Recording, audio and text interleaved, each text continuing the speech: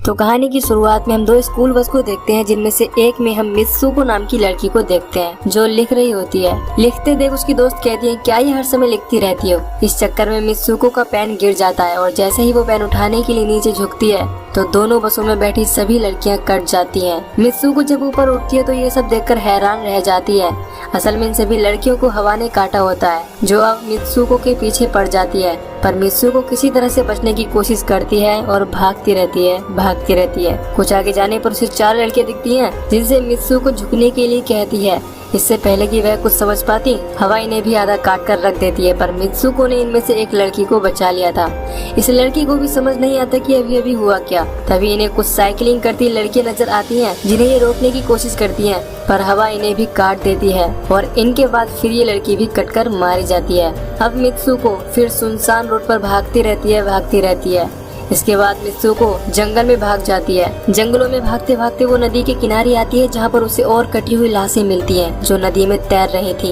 यहीं पर पड़े कपड़ों से मित्सुको अपने कपड़े एक्सचेंज करती है और अपने चेहरे पर लगा खून साफ करती है। इसके बाद मित्सुको फिर सीधी चलती रहती है। इसके बाद वो कुछ स्टूडेंट्स के बीच आ जाती है। इनमें से कुछ लड़के कहती हैं, तुम कैसी हो मित्सुको। तभी मित्सुको की बेस्ट फ्रेंड यहाँ आती है, जिसे देख मित्सुको कहती है, क्या तुम आकी हो। यानी कि मित्सुको को ये भी समझ नहीं आ रहा था कि ये उसकी बेस्ट फ्रेंड है। खैर मित्सुको आकी से ये भी पूछती है कि क्या हम सेम स्कूल से हैं। इस पर आकी कोई जवाब नहीं देती, पर हमें ये पता है कि ये दोनों ही अलग अलग स्कूल से हैं। खैर अचानक यहाँ पर एक हवा का झोंका आता है, जिससे मित्सुको डर जाती है और स्कूल में आ जाती है। आकी को कुछ समझ नहीं आता कि मित्सुको इस तरह से क्यों बिहेव कर रही है। मित्सुको आकी को बताती है कि आज सुबह मुझे एक बुरा सपना आया था, जिसमें बहुत सारी लड़कियों को हवा ने काट कर मार दिया था। ये सुनकर आकी को अजीब लगता है और वो मित्सुको को बताती है कि हवा रोज की तरह ही है और वो किसी को नहीं मार सकती।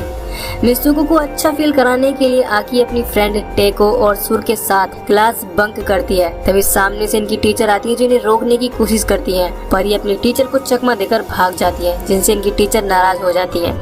अब ये भागकर आ जाती है लेक के पास। यहाँ आकी, टेको और सुर को भी मित्सुको के बुरे सपने के बारे में बताती है। इस पर सुर कहती है कि मित्सुको का सपना सच भी हो सकता है किसी दूसरी रियलिटी में, जैसे कि अनंत यूनिवर्स होते हैं और उन यूनिवर्स में अनंत रियलिटी। सुर इस बात का एग्जाम्पल लेक में एक पत्थर फेंक कर देती है और कहती है कि मैंने इस रियलिटी में पत्थर फेंका, पर दूसरे यूनिवर्स की दूसरी रियलिटी में शायद मैंने पत्थर नहीं फेंका हो। तभी अचानक एक मगरमच्छ टेको पर अटैक कर देता है, पर यह सब नकली था। असल में सुर एग्जाम्पल दे रही होती है कि किसी दूसरी रियलिटी में टेको के साथ ऐसा हुआ होगा, पर यहाँ हमारी टेको सही सलामत है। इन्हें यहाँ जमीन पर एक बिस्तर लगा हुआ दिखता है, जिसकी तकिया उठाकर ये चारों खेलने लगते हैं। और तभी मित्सुको को 2 लड़कियां दिखाई देती हैं, जिनमें से एक वेडिंग ड्रेस में थी, जिसका मतलब कि ये यहाँ अपनी फर्स्ट नाइट स्पेंड करने आई थी। खैर हम मूवी की डीप मीनिंग्स के बारे में बाद में बात करेंगे।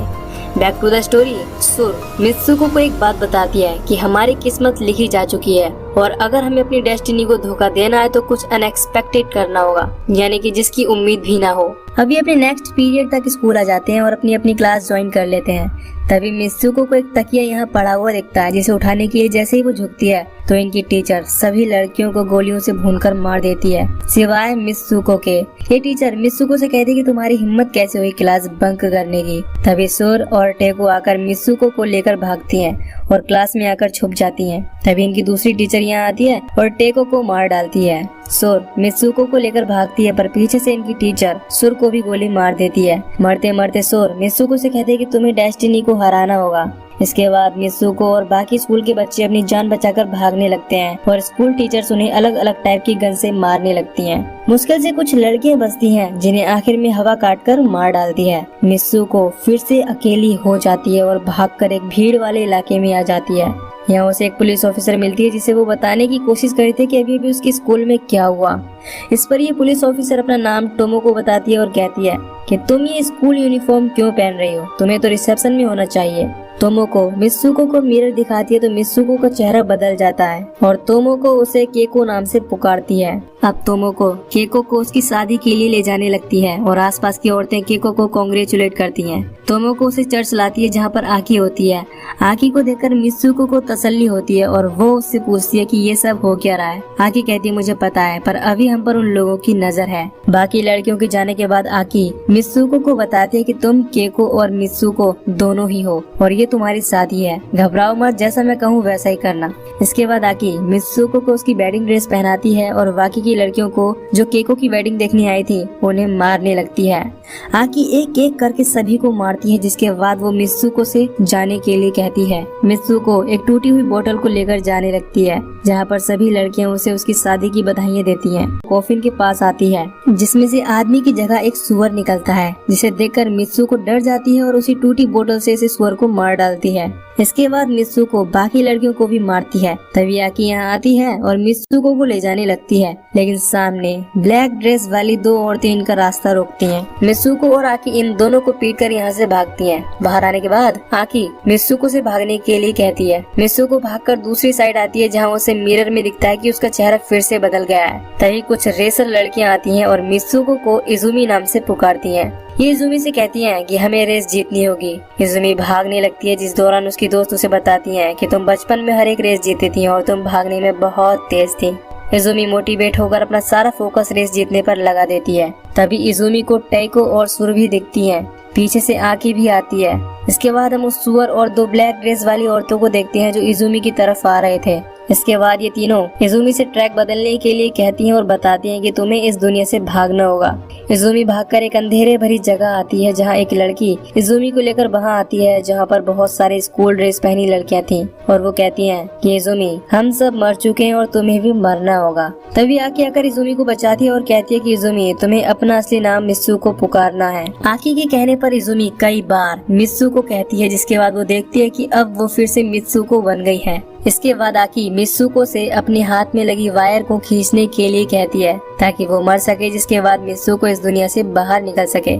मित्सुको के लिए ये मुश्किल था कि वो जिससे प्यार करती है उसे मारे, पर आकी के कन्विंस करने के बाद मित्सुको वायर खींचती है, जिसके बाद आकी के दो टुकड़े हो जाते हैं और तभी एक पोर्टल खुलता है, जिसमें जाने पर मित्सुको अपने आप को मैन वर्ल्ड यानी आदमियों की दुनिया में पाती है। यहाँ वो अपने आप को और अपनी दो फॉर्म को बोर्ड पर देखती है। तभी एक आदमी यहाँ मित्सुको को बताता है कि तुम फ्यूचर में हो। मित्सुको बेहोश हो जाती है और जब उसकी आँख खुलती है तो वो बहुत सी लड़कियों को दीवारों के पास खड़ा देखती है। आगे जाने पर मित्सुको को एक बूढ़ा आदमी दिखता है जो गेम खेल रहा था, यानी कि मित्सुको और उसकी दो फॉर्म को यही बूढ़ा आदमी कंट्रोल कर रहा था। ये बूढ़ा आदमी बताता है कि तुम और तुम्हारे दोस्त गेम का कैरेक्टर हो, इसे मैंने बनाया है। असल में तुम बहुत पहले ही मर चुकी हो। मैंने तुम्हारे डीएनए को बचाकर उसे तुम्हारा रियलिस्टिक कैरेक्टर बनाया है। इसी तरह मैंने तुम्हारे दोस्तों को भी बनाया है ताकि तुम सब हमारा एंटरटेनमेंट कर सको। यहाँ मित्सुको को पता चलता है कि जो कुछ भी उसके साथ हुआ वो बस गेम का एक हिस्सा था। ये जानकर वो पूरी तरह शॉक हो जाती है। तभी वो आदमी आता है जो देखने में इसी बूढ़े आदमी का यंगर वर्जन लगता है। वे मित्सुको को अपनी दोस्त सुर की कही बात याद आती है कि किस्मत को तभी ट्रिक किया जा सकता है जब तुम कुछ अनएक्सपेक्टेड करोगे। तभी मित्सुको इस आदमी का गला दबाती है और कहती है कि हमारे साथ खिलौनों की तरह खेलना बंद करो। इसके बाद मित्सुको बूढ़े आदमी की छड़ी लेती है और अपने आप को मार डालती है, क्योंकि इससे ज्यादा अनएक्सपेक्टेड और कुछ हो ही नहीं सकता। इससे मित्सुको मर जाती है और ये बूढ़ा आदमी ये देखकर चीखने लगता है। इसके बाद हम ये देखते हैं कि बस में जब मित्सुको के हाथ में से पेन गिरता है तो वो उसे उठाकर इस बार अपने आप को मार लेती है। केको भी बोतल से अपने आप को मार लेती है और इजुमी भी अपने आप को मार लेती है। अब मित्सुको अपने आप को सुनसान जगह पाती है जहाँ सिर्फ बर्फ ही बर्फ है और मित्सुको कहती है कि आखिरकार ये सब खत्म हुआ। यहीं पर ये मूवी खत्म होती है। अगर आपको वीडियो पसंद आए तो वीडियो को लाइक कर देना और चैनल पर नहीं हो तो चैनल को सब्सक्राइब करो और पास वाली बेल आइकन को दबाकर उसे ऑल पर सिलेक्ट कर लेना ताकि आपको ऐसे ही और भी मूवीज की हिंदी एक्सप्लेनेशन मिल पाए।